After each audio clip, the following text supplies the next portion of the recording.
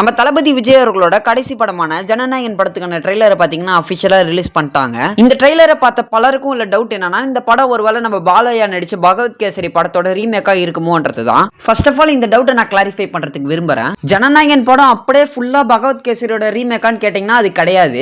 என்ன ப்ரோ சொல்ற, நிறைய சீன்லாம் மேட்ச் ஆகுது, பகவத் கேசரியும் ஜனநாயகன் ட்ரெய்லரையும் பார்க்கக்குள்ள நிறைய ஃப்ரேம்ஸ்லாம் மேட்ச் ஆகுது அப்படிலாம் நீங்க சொல்லுவீங்கன்றது எனக்கு புரியுது. பட் இதுல நிறைய கேரக்டர்ஸோட கெட்டப் பிளஸ் நிறைய சீன் ரெஃபரன்ஸை இன்ஸ்பயர் பண்ணி அப்படியே ஜனநாயகன் படத்துல அப்ளை பண்ணிருக்காங்களே தவிர 100% பகவத் கேசரி படமும் ஜனநாயகன் படமும் சேம் ஸ்டோரி கிடையாது. அதை முதல்ல நம்ம புரிஞ்சுக்கணும். இதை நான் எப்படி இவ்வளவு கான்ஃபிடென்ட்டா சொல்றேன்னா, பகவத் கேசரி படம் full and full women empowerment பத்தின ஒரு ஸ்டோரி. அதாவது நம்ம பாலையாவோட ஃப்ரெண்டு சாகறதுக்கு முன்னாடி என்னோட பொண்ணை எப்படியாவது ஆர்மி உமனா ஆக்கிடுன்ற மாதிரி சத்தியத்தை வாங்கிட்டு சாவாரு.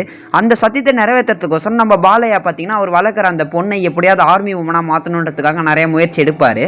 அவரோட அந்த பொண்ணுக்கு பாத்தீங்கன்னா ஒரு டிசார்டர் இருக்கும். அதாவது சின்ன வயசுல இருந்து ஏதாவது நெகட்டிவான விஷயத்தை பார்த்தாலே ரொம்ப பயந்து போறது, ஒரு மாதிரி வீசிங் வந்த மாதிரி ஆகிறது, அந்த மாதிரி ஒரு சில டிசார்டர் இருக்கும்.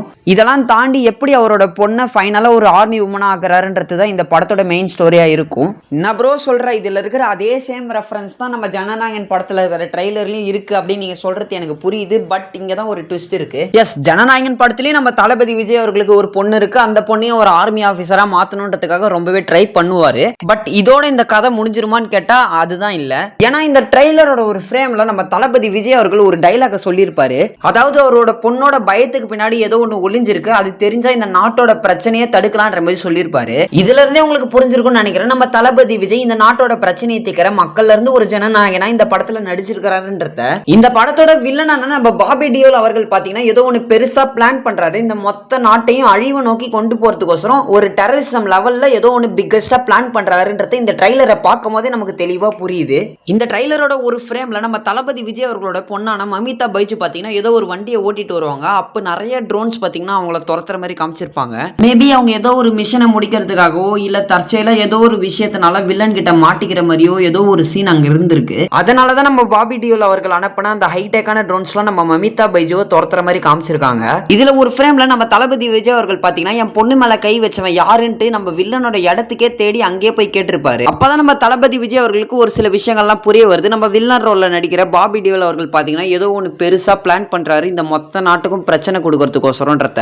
இதுல ஒரு ஃப்ரேம்ல நம்ம பாபி டியோல் அவர்கள் நம்ம தளபதியை பார்த்து ஒரு டைலாக் சொல்லியிருப்பாரு, மக்களுக்கு நல்லது பண்ண வரேன்ட்டு நீ வந்து இதுல மாட்டிக்காதன்ற மாதிரி சொல்லியிருப்பாரு. இதுல இருந்தே நம்மளால கன்ஃபார்ம் பண்ணிக்க முடியுது, நம்ம பாபி டியோல் அவர்கள் பாத்தீங்கன்னா எண்ணி 30 நாள்ல இந்தியாவை என் காலடியில கொண்டு வரேன், ஆபரேஷன் ஓஎம் அப்படின்ட்டு ஏதோ ஒன்று பெருசா பிளான் பண்றாரு. பாபி டியோலோட இந்த பிளானுக்கு நிறைய அரசியல்வாதிகள் உடந்தையா இருக்கிறாங்க. அதுல ஒருத்தவர் தான் நம்ம பிரகாஷ் ராஜ் அவர்கள். நம்ம பிரகாஷ் ராஜ் அவர்கள் எப்படியாவது வரப்போற எலெக்ஷன்ல ஜெயிச்சு நல்ல ஒரு பதவிக்கு போனாதான் நம்ம பாபி டியோல் அவர்களுக்கு ஹெல்ப் பண்ண முடியும். இந்த படத்துல அதையும் நம்ம தளபதி விஜய் அவர்கள் மக்களோட ஆதரவோட தடுக்கிறாரு. இதை கன்ஃபார்ம் பண்ற விதமா நம்ம தளபதி விஜய் அவர்கள் இந்த படத்தோட ட்ரைலர்ல ஒரு ஃப்ரேம்ல ஒரு டைலாக் ஒன்று சொல்லியிருப்பாரு. அது என்னன்னா, மொத்த அயோக்கியன்களும் ஒன்னா நிக்கிறாங்க, என்ன நடந்தாலும் அவங்களை ஜெயிக்கவே விடக்கூடாதுன்ற மாதிரி சொல்லியிருப்பாரு. இதெல்லாம் முடிஞ்சதுக்கு அப்புறம் இன்னொரு டைலாக்கும் சொல்லியிருப்பாரு, மக்களுக்கு நல்லது பண்ண அரசியலுக்கு வாங்கினா கொள்ளை அடிக்கிறதுக்கும் கொலை பண்றதுக்கும் அரசியல் வரீங்களான்ற மாதிரி அரசியலுக்கு வாங்கடா கொள்ளை அடிக்கிறது கொலை பண்றதுக்கு அரசியலுக்கு வரீங்க. இது எல்லாத்தையும் வச்சு பார்க்கும்போது நம்மளால ஒரு விஷயத்த மட்டும் தெளிவா புரிஞ்சுக்க முடியுது.